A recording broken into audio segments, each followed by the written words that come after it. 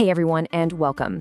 So today we're diving into a huge topic, faith, but maybe not in the way you're used to thinking about it. We're going to look at it as a journey, and we'll be using the Catholic Youth Catechism, or YOUCAT, as our guide to see how this journey gets started, what it really means to believe, and where it can take us. You know, it so often kicks off with a feeling like this, doesn't it?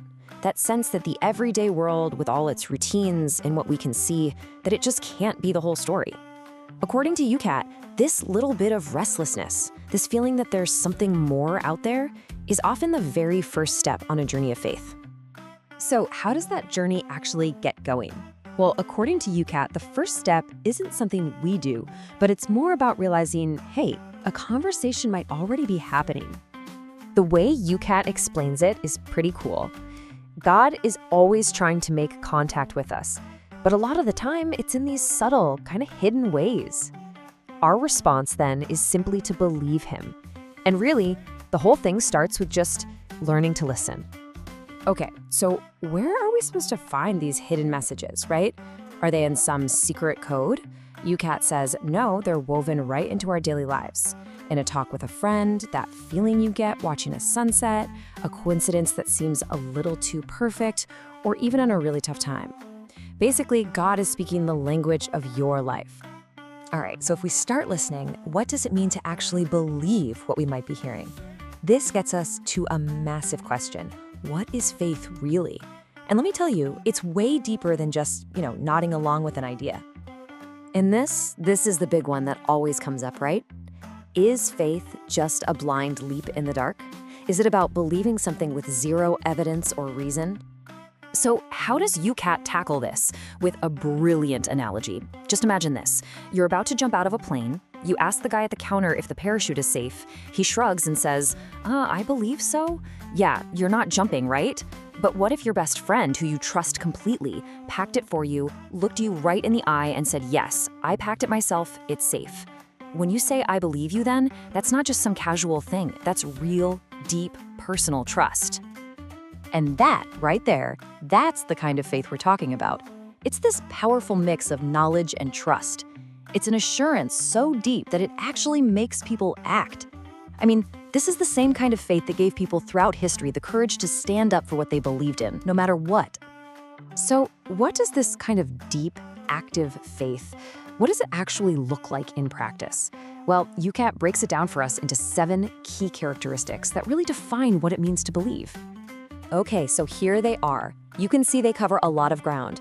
From faith being a totally free gift from God to something that isn't really complete unless it leads us to love others in a real, active way. The big theme here is that it's both a gift we get and a choice we make. It's a living thing, not just some idea you file away. And wow, this quote, which Pope Benedict XVI often highlighted, just nails the whole concept. Faith isn't a random guess in the dark. It's having a solid confidence in the very things we hope for, the proof of a reality we can't quite see yet. Okay, so that's what faith is. But what about the how? How does a person go from not believing to believing? Let's check out the personal journey that YOUCAT describes. So YOUCAT lays out this path that, honestly, a lot of people might recognize. It starts with that uneasiness we talked about earlier. From there, a person might start following these little clues, these traces that seem to point to something more. And that curiosity can eventually lead them to find the confidence to actually talk to God, to pray. And it can all lead to a totally free choice to say yes and unite their life with him. And this really ties into what the philosopher Ludwig Wittgenstein said. He connects this whole journey to one of our deepest desires as humans. To believe, in this sense, isn't just about theology. It's about realizing that your life and the whole world actually has a purpose, a meaning. Okay, so for a lot of people on this journey, there's a big potential roadblock that comes up. And that's the whole relationship between faith and science. Is it faith versus science? Do you actually have to pick a side? If you believe in science, does that mean you have to ditch faith? It's a huge question that a lot of us wrestle with. Well, YOUCAT's perspective on this is super clear. The basic argument is, look, there can't be 2 different kinds of truth. There's just one truth. So real science and real faith can't ever truly be in conflict because they're both searching for the same reality. They're just different lenses for looking at it. And listen, this is not some new idea cooked up to make things fit. Just listen to this incredible quote from Galileo, one of the founders of modern science. He didn't see his scientific discoveries as disproving God. For him, he saw math as like figuring out the beautiful, logical alphabet God used to write the world.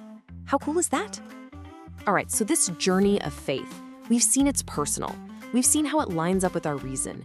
But YOUCAT makes one last really important point. This is not a journey you're supposed to take all by yourself. And here's a really important distinction they make. Your faith is absolutely personal. It has to be your own yes, but it's not meant to be private, like a hobby you keep to yourself. Think about it. A faith you can't share or talk about, it would kind of be incomplete, right? It's meant to be lived out with other people in a community. And you can actually see this perfectly in the church's two main statements of faith, the creeds. The shorter one, the Apostles' Creed, starts with, I believe. That's your personal commitment. But the Great Nicene Creed, which we say at Mass, starts with, we believe. That's the shared faith of the whole community that's got your back, and whose back you have in return. And this verse from Matthew's Gospel really gets to the heart of why that community is so important. The promise from Jesus himself is that wherever even just a few people are gathered because of him, he's right there with them in a special way. So, there you have it. We've looked at faith as this ongoing response to a God who's reaching out, a journey that starts with listening, a deep trust that involves our whole selves, and something we're meant to share. It's not about having all the answers, but about walking a path, which really just leaves one last question, and it's a personal one for you. Where is your journey leading you?